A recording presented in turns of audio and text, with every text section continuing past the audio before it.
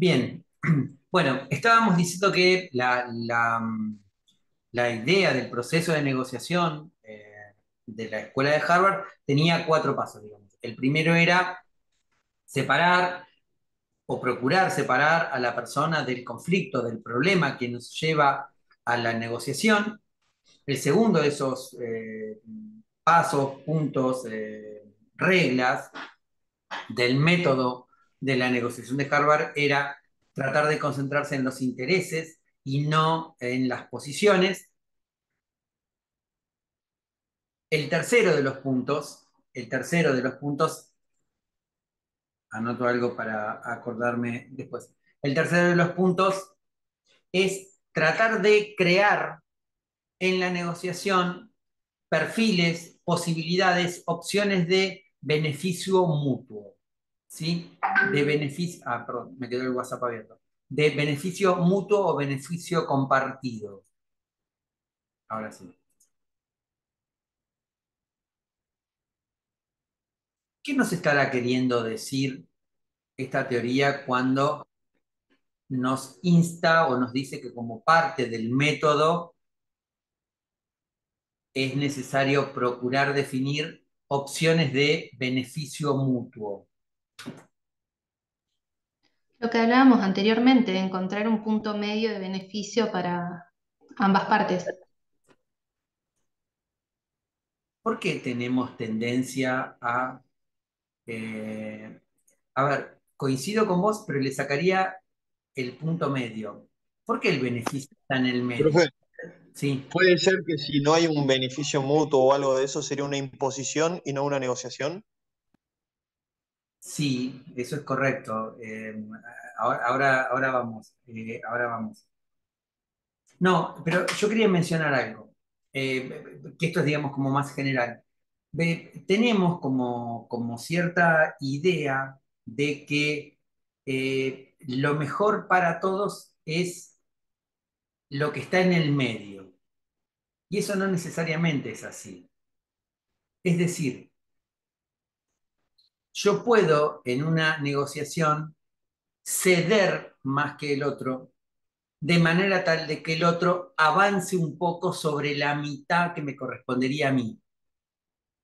Pero muchas veces debemos preferir, muchas veces debemos preferir el acuerdo, el acuerdo, aún cediendo más. Esto es, en determinadas condiciones es preferible el acuerdo, aún haciendo que mi mitad a la que yo tendría que llegar se achique.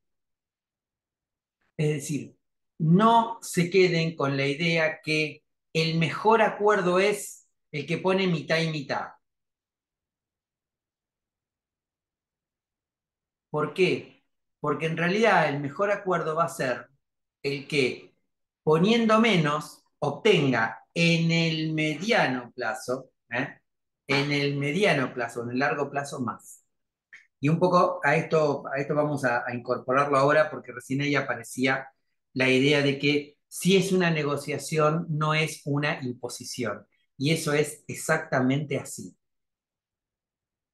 ¿Bien? Si en la negociación yo siento que me están imponiendo, la negociación no es tal y va a terminar mal. Si ustedes quieren, hay un ejemplo histórico para los que les gusta la historia y todo eso de países que le imponen a otro país condiciones abismalmente duras. ¿De qué estamos hablando? Alguien que haya estudiado historia del siglo XX, vinculado con las Y por guerras. ejemplo, algún acuerdo con el FMI, creo que el ejemplo más.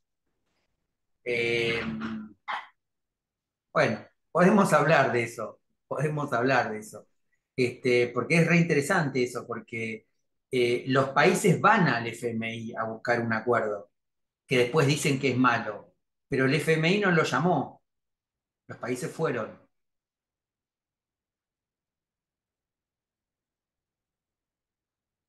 ¿Sí? yo me refería, cuando hablaba de la imposición, a un fenómeno histórico. Gran parte de la literatura, de la literatura seria que estudia el siglo XX, dice que las condiciones de gestación de los fenómenos de ultraderecha, como el nazismo y en Italia el fascismo, tuvieron que ver con las enormes imposiciones casi degradantes que la comunidad de los países ganadores le impuso a Alemania luego de la Primera Guerra Mundial.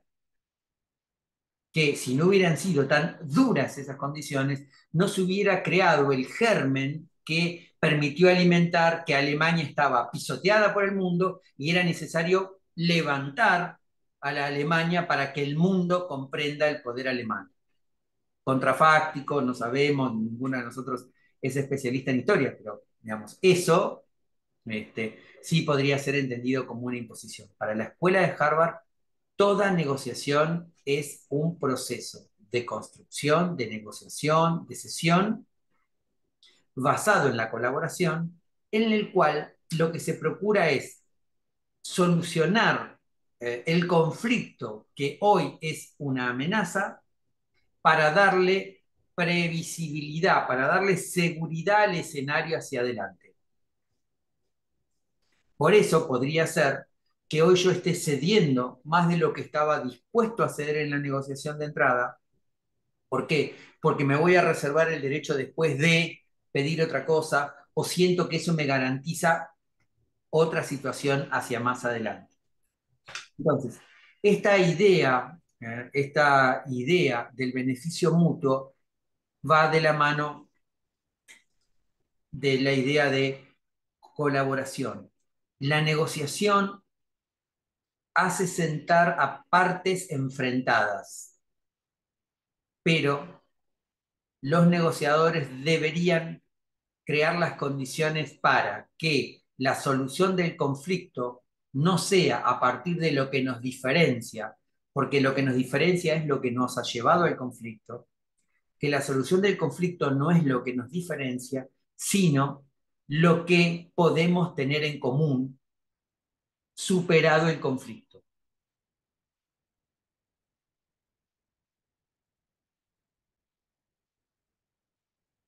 Ahora que estamos en una época y efervescente de alianzas, ustedes vieron que en nuestro sistema electoral, bastante complejo por cierto, primero se inscriben las alianzas y después se inscriben los candidatos.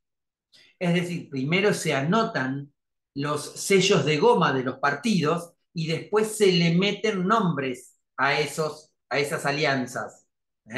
Por eso, vieron que hay, tal día cierran las alianzas, 2 semanas después cierran las listas, ¿no? Eso no existe en otros países, digamos, o sea, algunos lo tienen, otros no. Bueno, este escenario de negociación política, ustedes dirán, pero ¿cómo este se junta con este si hasta antes de ayer se decían cosas? Bueno, porque en realidad se supera el conflicto pensando en, no sé, el armado de listas. Es decir, el interés de las partes en conflicto siempre existe, siempre existe. Y lo interesante es crear los mecanismos para ver lo que existe en común y no lo que existe en diferencia. Hoy a la mañana poníamos el ejemplo, o no me acuerdo si fue alguno de los chicos de la mañana que siendo papá o mamá mencionó y armamos este ejemplo, digamos. Para los que tienen hijos adolescentes, digamos, o hermanos adolescentes y lo ven con los padres. El hijo adolescente dice, yo quiero salir hasta las 5 de la mañana. Y el padre o la madre dice, no, vos a la 1 estás de vuelta porque si no después no salís por 2 meses. Es muy probable que esa idea de salgo hasta las 5 de la mañana, no, salís hasta la 1, se termine cerrando, se termine acordando en las 2, las 3, ¿sí? Y es muy probable que ambas partes sientan que ganaron, porque el nene, el hijo, el nene o la nena siente que consiguió permiso para salir y el papá o la mamá siente que lo limitó. Entonces, ese ganar-ganar que está detrás de la teoría de Harvard, ese ganar-ganar que sienten ambas partes en conflicto, pareciera que lo podemos resolver en el nivel micro. pero que cuando lo llevamos a la idea de los grandes acuerdos no es posible lograrlo. Quien pierde siente que la negociación es mala. Sin embargo, de esa situación, si ustedes quieren un poco risueña, es posible configurar una situación de ganar-ganar. El hijo se aseguró salir, los padres se aseguraron de que a tal hora esté de vuelta. Y lo mismo podríamos poner con el dinero. No, digamos, ¿no? Papá, dame tanta plata, no, te doy menos. Bueno, no, pero entonces vuelvo caminando. No, te doy un poco más, pero volvé en taxi. Digamos, ¿no? O sea, la construcción del ganar-ganar requiere no mirar las diferencias, sino mirar lo que las partes tienen en común.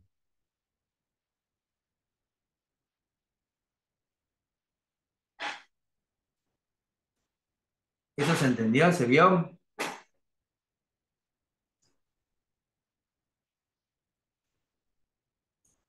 Y si las partes en común, perdón, si las partes en una negociación tienen intereses en común, quiere decir que entre ellos hay una relación de reciprocidad. ¿Sí? Es decir, por más conflicto que nos haga ver lejano un acuerdo en una negociación, siempre tenemos que pensar que la negociación esconde una reciprocidad. Si estamos ahí es porque el problema nos afecta a los dos, a las dos partes o a las más partes. ¿Eh? Si estamos ahí es porque un beneficio puede ser un beneficio para las dos o más partes. ¿Eh? Esa idea de reciprocidad, ¿eh? Es la idea que está por debajo de todos los tratados internacionales, ¿eh? De todos los países, digamos. Es decir, si ustedes buscan cualquier tratado internacional que la Argentina haya firmado, ha firmado muchísimos, el concepto de reciprocidad está. ¿Por qué? Porque en la medida en que un Estado garantiza un derecho, lo garantiza para quienes son sus ciudadanos, pero también lo garantiza para quienes vayan a ese estado a trabajar, de paseo, a vivir, etcétera. ¿Sí? Ese concepto es interesante porque tal vez en la reciprocidad haya la posibilidad de crear ciertos mecanismos de identificación, ¿sí? Y con ello de creación de herramientas, instrumentos que nos saquen del conflicto.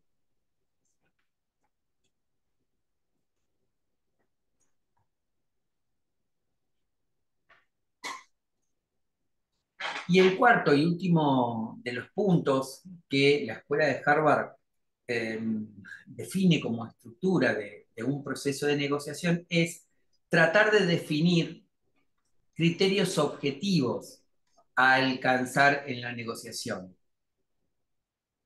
Es decir, procurar definir ciertos estándares medibles, ¿eh? Un poco lo que hablábamos el otro día de las metas, de que muchas veces los objetivos requieren metas para ver cuán lejos o cuán no lejos estamos de lo que queremos llegar. Bueno, de esta manera también, esto lo menciona la escuela de la negociación de Harvard, es decir, las posiciones subjetivas o los criterios subjetivos no necesariamente garantizan un adecuado proceso en la negociación. Hay que tratar de llegar a definiciones objetivas hacia las cuales orientar el acuerdo.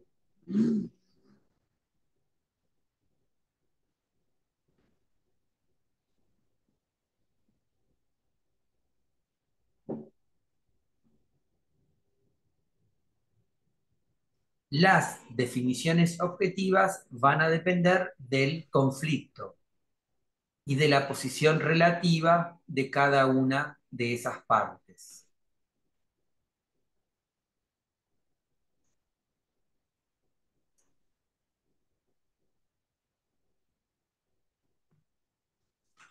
Es interesante también el método de Harvard porque para los autores de los que hablábamos hoy, de Uri, de Fisher y de Patton, uno de los elementos, mencionan 7 elementos, no importa, pero uno de los elementos que deben estar presentes como proceso, como guía, como parte del acuerdo de la negociación es la comunicación.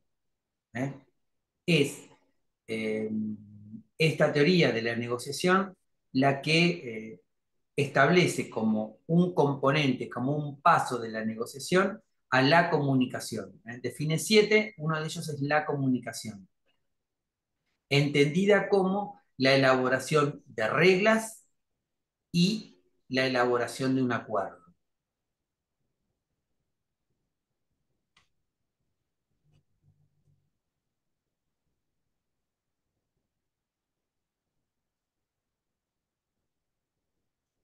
Entonces, para la teoría de la negociación de Harvard, el proceso de una negociación no debe esconder el conflicto, ¿sí?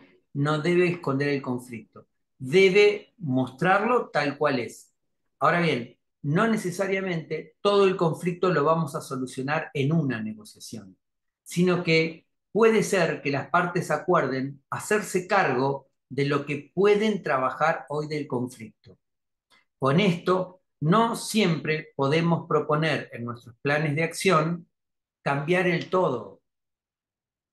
Muchas veces tenemos que parcelar, ¿eh? Tenemos que aventar la posibilidad de que vamos a poder con todo de entrada.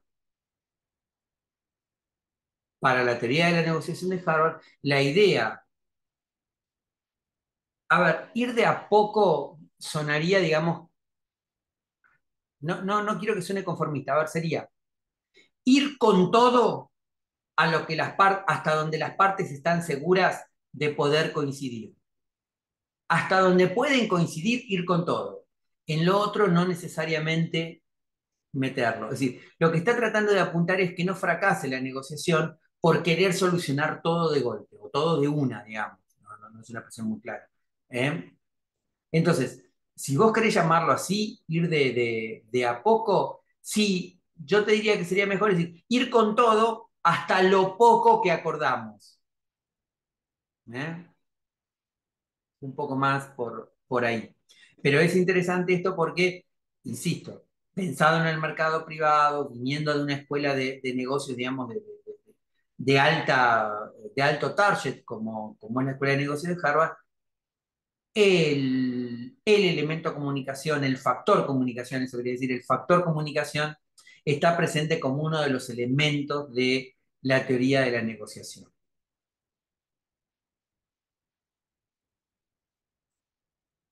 ¿Hasta acá estamos? ¿Alguna duda? ¿Alguna pregunta?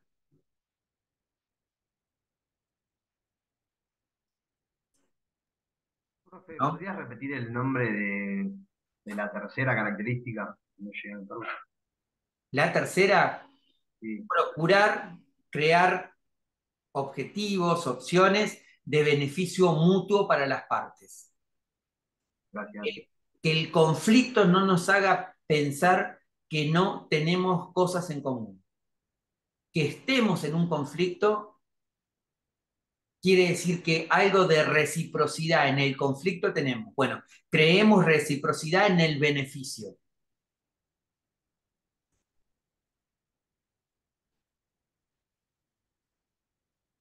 Alejandro, ¿algo para decir o comentar? No, no, es muy interesante este tema. La verdad que es muy aplicable a todo. Me quedó picando esa idea de, a partir de la consulta que hizo el compañero de José, esto de ir con todo, acordamos que vamos a tratar esto. En esto estamos de acuerdo que podemos tratarlo y que lo vamos a resolver. Ir con todo a eso y después lo otro, ir buscando los mecanismos como para también ir resolviéndolo ya con más tiempo, porque me da la sensación de que una vez que vos vas, que solucionás una parte, estimo debe haber una predisposición, nace como una predisposición, de decir, bueno, si solucionamos esto, podemos seguir juntándonos, podemos seguir negociando, podemos seguir tratando. Sí, Digo, qué poco que se aplica acá, en la Argentina generalmente. Bueno, pero sí, bueno, porque el problema es que es una teoría pensada para construir escenarios de certidumbre hacia adelante, ¿no? Y acá un poco es como dicen los españoles, vamos a bandazo, ¿no? Es decir, o para un lado del todo, para el otro del todo, digamos. Pero bueno, es interesante porque a todos nos pasa, en nuestro trabajo, en nuestra familia, que a veces sentimos que no nos estamos llevando lo que nos merecemos, ¿no? Y cuidado, porque en realidad uno podría decirlo de otra manera, digamos, me llevo lo mejor que puedo de esto y me preparo para el otro paso. Un poco a eso apunta, digamos, el esquema este de establecer objetivos que puedan ser, digamos, cuantificables, de establecer objetivos más pequeños y en todo caso encadenados. ¿Eh? Pero es un tema interesante, la idea esta de que aún en el conflicto hay aspectos que nos encuentran del mismo lado, vamos a llamarlo así, ¿eh? Que nos encuentran del mismo lado. Bien, bien. digamos, y la idea de esto de la reciprocidad, digamos, es que puede haber cosas que nos hagan pelear, puede haber cosas que nos hagan entrar en conflicto, pero si logramos por un instante bloquear, encapsular eso, vamos a ver que hay otras cosas en las cuales nos vincula un objetivo mayor. Entonces, por dar un ejemplo, es común en las épocas de elecciones dentro de la democracia en las universidades, es común en la época de elecciones, digamos, planteos y discusiones y a veces bastante intensos entre agrupaciones políticas, digamos, ¿no? De la vida universitaria. Y tal vez sería interesante que, más allá de las diferencias que los hacen, digamos, encapsular en un problema, pueden decir, bueno, pero todos defendemos la universidad pública y gratuita de ingreso irrestricto. Entonces, ¿por qué nos estamos matando si lo estructural lo compartimos? Bueno, la respuesta podría ser, bueno, porque vos querés sacar una ventaja relativa mayor. Ok, por ahí yo estoy queriendo abusar de determinada posición o situación, pero pongámosle un límite, porque sobre lo que coincidimos es mucho más estructural, es mucho más grueso. ¿Eh? Muchas veces la pirotecnia en el conflicto no nos hace ver lo que estamos de acuerdo. ¿Mm? Además de una cultura exitista, en la cual parece que ganar, ganar, ganar, ganar siempre es lo mejor.